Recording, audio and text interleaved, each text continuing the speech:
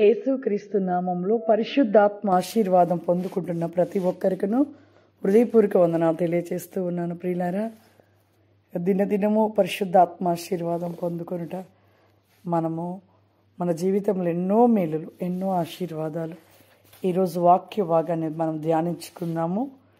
2 కొరింథీయులకు రాసిన పత్రిక 2వ అధ్యాయము 15వ వచనము. రక్షించబడు వారి పట్లను నశించు వారి పట్లను మేము దేవునికి క్రీస్తు సువాసనై ఉన్నాము. క్రీస్తు యొక్క సువాసన, మనము క్రీస్తు సువాసనగా మనం మార్చబడాలి. మనము ఎంత మందిలో ఉన్నా కూడా ఆయన ఒక సువాసన, అంటే క్రీస్తు మాదిరి. నిజమే, 100 మందిలో ఉన్నా కూడా ఈమె క్రీస్తు బిడ్డ, క్రీస్తు యొక్క స్వరూపము, క్రీస్తు వలె ఉంది, క్రీస్తు వలె ప్రేమను చూపుతుంది, క్రీస్తు వలె ప్రేమ మాటలు పలుకుతుంది అనే క్రీస్తుని మనలో చూడాలి అందరూ. ఆ విధమైన రీతిలో మనం నడుచుకోవాలి. ఒక ఊరిలో ఒక కుమారుడు తన తండ్రి ఉన్నారంట. తన తండ్రి బ్యాంకులో జాబ్ చేస్తూ ఉంటాడంట. వాళ్ళ తండ్రి ఒకరోజు బ్యాంకు నుండి ఇంటికి వచ్చాడంట. వచ్చిన వెంటనే ఆ ఇంటిలోకి రాగానే వారి నాన్నగారి దగ్గర గొప్ప వాసన, సువాసన, ఎంతో చాలా ఒక మంచి వాసన వస్తూ ఉందంట. ఆ వాసన బాబు గమనించి, ఇదేంటి ఇంత మంచి సువాసన వస్తుందేంటి అని ఇల్లంతా వెతికి వాళ్ళ నాన్నగారి దగ్గర ఫైల్స్ రాస్తుంటే వెళ్ళాడంట. ఫైల్స్ రాస్తుంటే వెళ్తే వాళ్ళ నాన్నగారి దగ్గర బాగా సువాసన వస్తుందంట.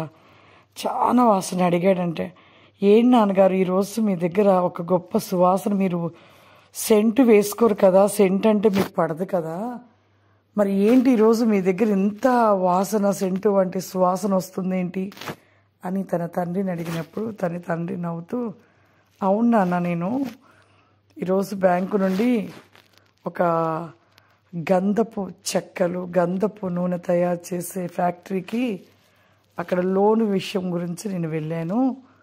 అక్కడ నేను 4 hours ఉన్నా నాన్న. అక్కడ అంత గంధపు నూనె, ఎర్ర చందనపు గంధపు నూనె తీస్తూ ఉన్నారు, చెక్కలు పౌడర్గా చేస్తూ ఉన్నారు, ఇవన్నీ తయారు చేస్తున్నారు అక్కడ. ఆ ఫ్యాక్టరీలోకి వెళ్ళాను, 4 hours ఉన్నాను అక్కడ. మరి అక్కడ నుండి నేను వచ్చేసాను. అక్కడ ఉంటున్న ఆ వాసన అనేది నా యొక్క వస్త్రాలకి పట్టి ఉండవచ్చు అనేసి అన్నాడంట. అక్కడ నుండి వచ్చాను కాబట్టి ఆ వాసన అనేది అలా వచ్చేసింది అని చెప్పినప్పుడు ఆ కుమారుడు, అవునా నాన్నగారు అనేసి అన్నాడంట. చూడండి, 4 hours గంధపు చెక్కలు ఫ్యాక్టరీలో, మరి అక్కడ గంధపు చెక్కలు, నూనె, ఆయిల్ అన్నీ తయారు చేసే ఒక స్థలంలో నిలిచి ఉంటేనే ఆ వాసన తనకి, మరి తన వస్త్రాలకి ఇది ఉండడము, మరి ఆ యొక్క ఇంటిలో ఆ కుమారుడు అనడము నిజమే. ఆ సువాసన 4 గంటలకి అంత సువాసనగా అక్కడ ఉంటున్న వాసన తన శరీరానికి, తన వస్త్రాలకి పట్టడం జరిగింది. మరి మనము రోజు రోజు దేవునితో ఉంటున్నాం కదా, దేవుని వంటి సువాసనతో మనం ఉంటున్నామా? ఆయన సువాసనని మనం ధరించుకుంటున్నామా? ఆయన సువాసన ధరించుకొని అందరూ కూడా 100 మందిలో నిలబడ్డప్పుడు క్రీస్తు సువాసన ఇక్కడ ఉంది, క్రీస్తు మాదిరిగా ఉన్నారని ఎవరి నోటనైనా మనము అనిపించుకుంటున్నామా? ఒకసారి ఆలోచన చేద్దాం. నిజమే, దేవునిలోకి వచ్చాక ఆయన రూపంలోకి మార్చబడాలి, ఆయన సువాసన మనం ధరించుకోవాలి. మరి ఇక్కడ చూడు, 4 గంటలు ఆయన అక్కడ ఉన్నందుకే తన శరీరానికి, మనం కూడా చూడండి, ఎక్కడన్నా అధికమైన సెంటు ఇలా ఉన్న స్థలంలో కాసేపు నిలబడి బయటకు వెళ్తే మన శరీరం, మన వస్త్రాలు కూడా ఆ వాసన వచ్చేస్తూ ఉంటుంది.